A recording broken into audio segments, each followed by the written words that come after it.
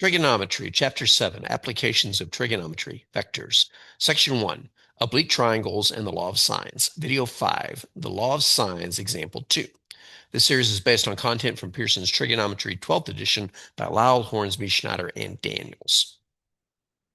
In the previous video, we solved a problem using the law of sines. We found the distance across a river given the values of angles formed by two reference points, A and C, and the distance between them. In this video, we find the distance between a station and a fire. For example, two ranger stations are on an east-west line 110 miles apart. For convenience, we put the first station at point A and the second station at point B. A forest fire at point C is located on a bearing of north 42 degrees east from one station at point A and a bearing of north 15 degrees east from another station at point B. Find the distance from station A to the forest fire. In this diagram, that distance is labeled B, which makes sense because it's opposite angle B. Now, just a reminder, in case you don't know, a bearing of the form north 42 degrees east means 42 degrees east of a north line. So you face north and then you turn 42 degrees east. Bearings of this form are always measured from a north or south line. Same thing over here. This is north 15 degrees east at station B. Now, if we're going to use the law of sines, we better figure out some of the angles inside of this triangle. Our bearings are not inside the triangle. Well, the 15-degree bearing is, but it doesn't represent an angle of the triangle. Let's start with angle CAB highlighted in yellow. Do you know what its measure is, or how you can figure it out? Well, this angle is adjacent to the bearing angle at point A, this 42 degrees. So together with that angle, the 42 degrees plus this yellow angle, they form the right angle at A between the north line and segment AB. Well, since those two angles add up to give 90 degrees, then the measure of angle CAB inside of triangle ABC is 90 degrees minus 42 degrees, which is 48 degrees. Cool, we got one angle. But we need another inside the triangle, so let's focus on the 15 degrees for a minute. Now, this 15 degrees is associated with angle CBA in triangle ABC, so this angle here. But how can we use the 15 degrees to find that yellow angle? Well, notice that angle CBA is formed by the following.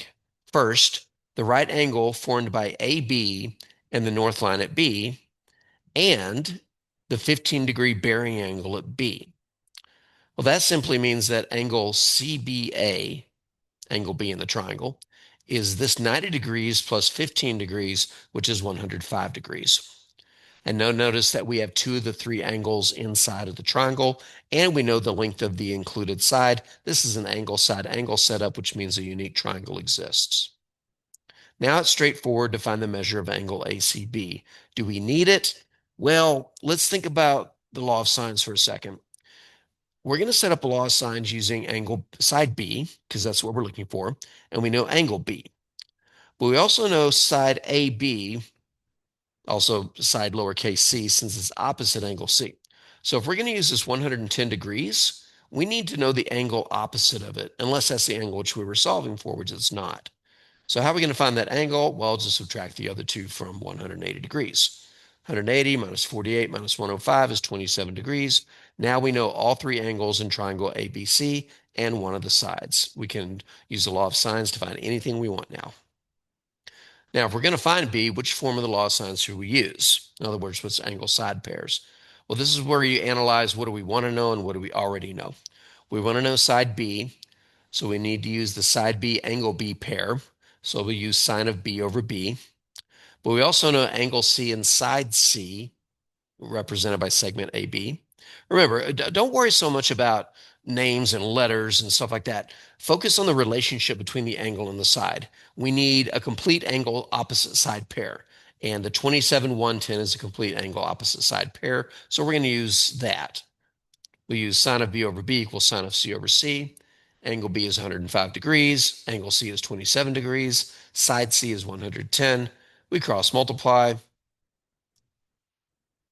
We divide by sine of 27 degrees, and we get b equals 110 sine of 105 degrees over sine of 27 degrees, which is approximately 234 miles. Now, if you're being a significant digit stickler, you would just say 230 miles because all of the given values were only significant to two digits, but I just can't bring myself to say 230. I'd say 234. Ta-da! Now you try. Pause the video and answer the following. A ship is sailing due north, so it starts at the bottom and goes upwards. At a certain point on at a certain point, the bearing of a lighthouse 12.5 kilometers away is north 38.8 degrees east. So 38.8 degrees east of this north line. Now, later, after the ship has sailed, the bearing of the lighthouse has become south 44.2 degrees east. So from a south line, go east 44.2 degrees. How far did the ship travel between the two observations of the lighthouse? Now, this doesn't look like enough information, but I assure you it is. Pause the video, give it a try.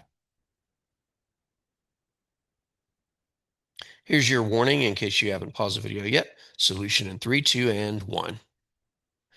Well, first we can figure out the angle at the lighthouse is 97 degrees by subtracting the other two angles from 180 degrees. This angle is necessary because if we're going to find the length of the side mark D, we need to know the angle that it's opposite of in order to use the law of sines.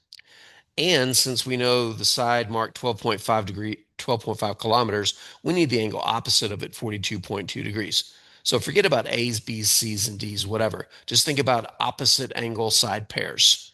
So sine of 97.0 degrees over D is equal to sine of 44.2 degrees over 12.5. Solve to get D equals 12.5 sine of 97.0 degrees over sine of 44.2 degrees, which is approximately 17.8 kilometers. Bam! Trigonometry.